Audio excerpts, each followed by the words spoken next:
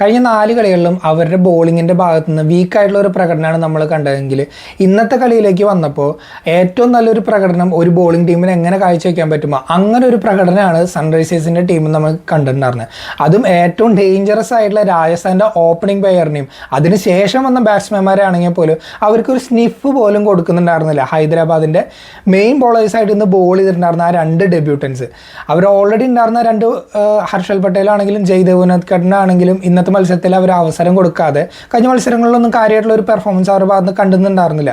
അതായത് ആ സ്പിന്നർ ഡിവിഷൻസിൽ ശിവാങ് കുമാറും ഹർഷ ദൂബെ കൊടുക്കുന്ന ഒരു സപ്പോർട്ട് പോലും ഫാസ്റ്റ് ബോളർമാരായിട്ടുള്ള ഇവർ രണ്ടുപേർക്കും കൊടുക്കാൻ പറ്റാത്തതുകൊണ്ട് തന്നെ 2 ഡെബ്യൂട്ടൻസിന് അവസരം കൊടുത്തിട്ടുണ്ടായിരുന്നു ഹൈദരാബാദ്.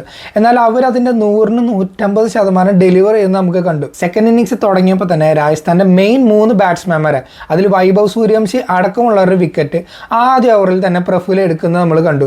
അത് തന്നെ ഒരു ഡ്രീം സ്റ്റാർട്ട് തന്നെയാണ്. ആ ഒരു റെക്കോർഡും ഇപ്പോൾ പ്രഫുലിൻ്റെ പേരിലാണ്. IPL ആദ്യത്തെ ഓവറിൽ 3 വിക്കറ്റ് ഇതേവരെ ഈ 19 സീസണിൽ ഒരു ബോളർക്കും എടുക്കാൻ പറ്റിയിട്ടില്ല.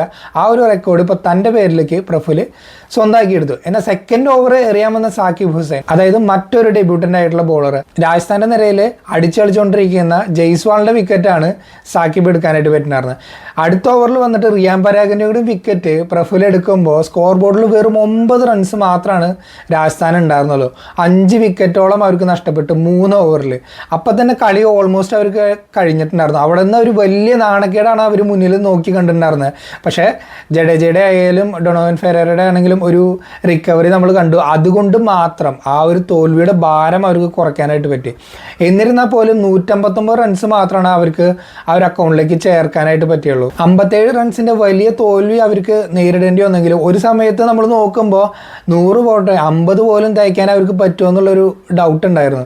ആ ഒരു സിറ്റുവേഷനിൽ ഇവർ രണ്ടുപേരും കളിച്ചതുകൊണ്ടും ഒരു 100 റൺസിന് മേലുള്ള പാർട്ട്ണർഷിപ്പ് എടുത്തുകൊണ്ടും മാത്രമാണ് രാജസ്ഥാൻ ആ ഒരു നാണക്കേടും അതുപോലെ തന്നെ നെറ്റ് റൺ റേറ്റിൽ വലിയൊരു ഇടിവും സംഭവിക്കാതിരിക്കാനായിട്ടുള്ള ഒരു മെയിൻ കാരണം. ഇനി നമ്മൾ മറ്റ് ഡീറ്റെയിൽസ് നോക്കുകയാണെന്നുണ്ടെങ്കിൽ രാജസ്ഥാൻ റോയൽസിനായിരുന്നു ടോസ് കിട്ടിയിട്ടുണ്ടായിരുന്നത്. മറ്റ് കളികളിലെ പോലെ തന്നെ റിയാൻ പരാഗ് ബോളിംഗ് ചൂസ് ചെയ്യാണ് ചെയ്തത്. അതായത് അവർക്ക് ആ ഒരു ബാറ്റിംഗ് നിരയിൽ നല്ല വിശ്വാസമുണ്ട്. അവർ ഓൾറെഡി നല്ല ബോളിംഗ് നിരയാണ് അവർക്കുള്ളത്.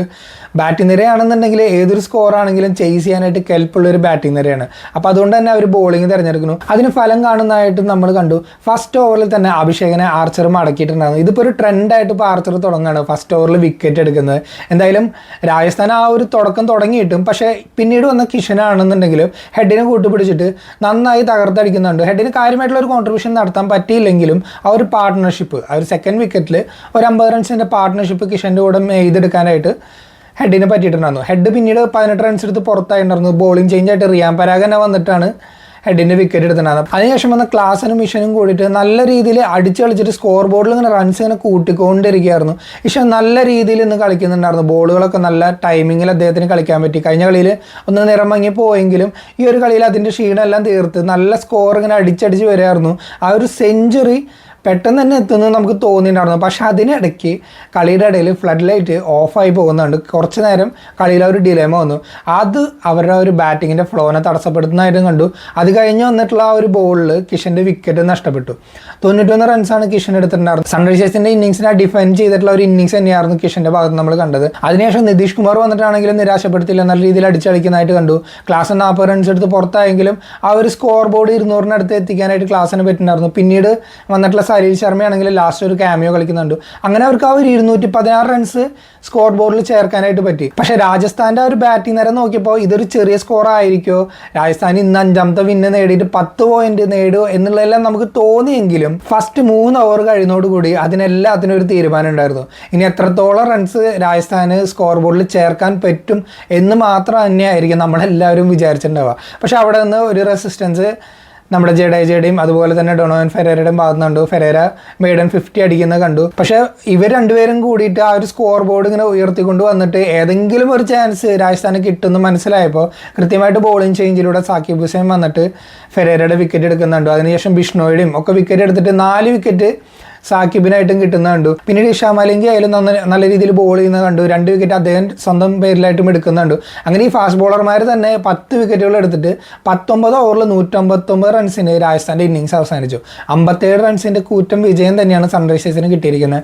അവരൊരു മോശം തുടക്കം അവർക്ക് കിട്ടിയിരിക്കുന്നത് ഇത് തന്നെയായിരിക്കും അവരുടെ ഒരു ടേണിംഗ് പോയിന്റ് എന്നായിരിക്കും ഇഷാനും അതുപോലെ തന്നെ ഹൈദരാബാദ് ടീം മൊത്തത്തിലും വിചാരിക്കുന്നുണ്ടാവുക. എന്തൊക്കെയായാലും വൈഭവ് സൂര്യവംശിയുടെ വിക്കറ്റ് എടുക്കേണ്ടത് എങ്ങനെയാണെന്നുള്ളത് പ്രഫുൽ ഇന്ന് കാണിച്ചു തന്നു.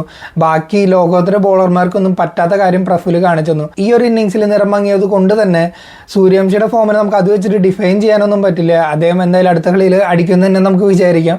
പക്ഷേ അദ്ദേഹത്തിനെതിരെ എങ്ങനെ ബോൾ എറിഞ്ഞ് വിക്കറ്റ് എടുക്കണം എന്നുള്ളത് പ്രഫുൽ ഇന്ന് കാണിച്ചു തന്നു. സൺറൈസേഴ്സിന് ഇതൊരു കംബാക്ക് ആയിട്ട് കണ്ടിട്ട് അവരുടെ പോയിന്റ് നില പിന്നെയും കൂട്ടാനായിട്ട് ആ ഒരു ടോപ്പ് 4 ഫിനിഷ് ചെയ്യാനുള്ള അവരുടെ റൺ ഇവിടെ തന്നെ സ്റ്റാർട്ട് ചെയ്യാനായിട്ട് പറ്റുമെന്ന് നമുക്ക് എന്തായാലും ഇനി അടുത്ത കളിയിൽ കാണാം.